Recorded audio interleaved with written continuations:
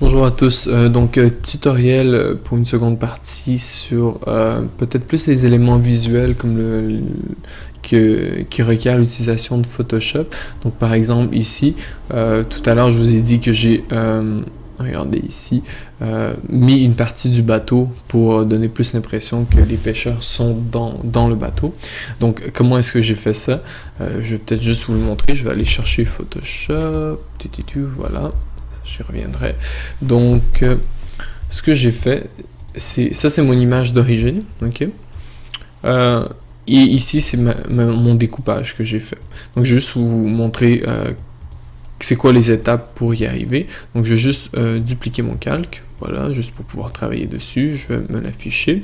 Je vais zoomer un peu parce que j'ai besoin d'espace. Je vais aller sélectionner mon outil ici, qui s'appelle outil de sélection rapide.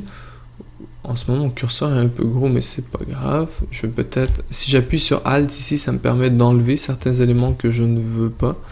Attendez un peu, voilà, je zoome. Ok. Donc moi, j'en veux juste un peu plus pour cacher les jambes du bateau.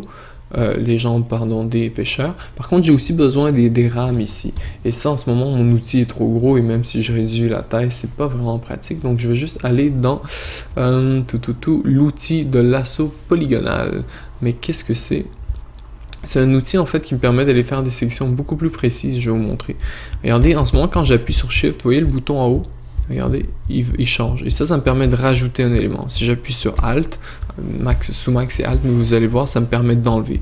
Disons par exemple que je veux enlever cette zone-là ici. Vous voyez, ça m'a enlevé cette sélection-là. Donc je vais faire plus et je vais mettre un peu de rampe ici. Je ne vais pas faire une sélection parfaite, c'est vraiment juste pour vous montrer un peu comment on fait. Et vous voyez, c'est comme si j'ai un fil avec une brocheuse et je fais juste brocher les éléments. La longueur du fil que j'ai besoin, voilà. Et vous voyez, ils viennent me faire une sélection, je peux la peaufiner, etc. Il faut juste s'assurer que le contour est à 0 parce que je veux pas je veux donner l'impression que c'est coupé au ciseau, pas avec un petit effet de flou. Bref, bouton droite, calque par copier et regardez, voilà, je viens de l'avoir. Tout ce que j'ai fait, c'est que j'ai pris ce fichier Photoshop dans mon Finder et je l'ai glissé dans Premiere. Il m'a demandé quel calque que je voulais garder. Et voilà, je l'ai mis ensuite ici. Le second effet que je vais vous montrer, c'est les vagues. Comment est-ce qu'on fait ça? Donc, c'est l'effet qu'on voit ici. Donc, premièrement, ce qu'il faut comprendre, c'est qu'en ce moment, ce que vous voyez, c'est une séquence dans une séquence. Ce que je veux dire, c'est que ma vidéo ici, qui est à 1920 par 1080, j'ai créé la même taille ici, et dedans, j'ai mis 3 images. Regardez ça. J'ai mis vague 1, 2 et 3. Regardez. Tac, tac, tac.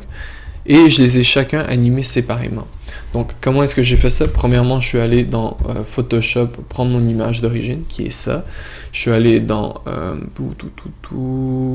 ici, rotation, donc dans image, rotation, pardon, vous voyez pas le menu du haut, mais au fond, c'est image, rotation et 90 degrés anti-horaire.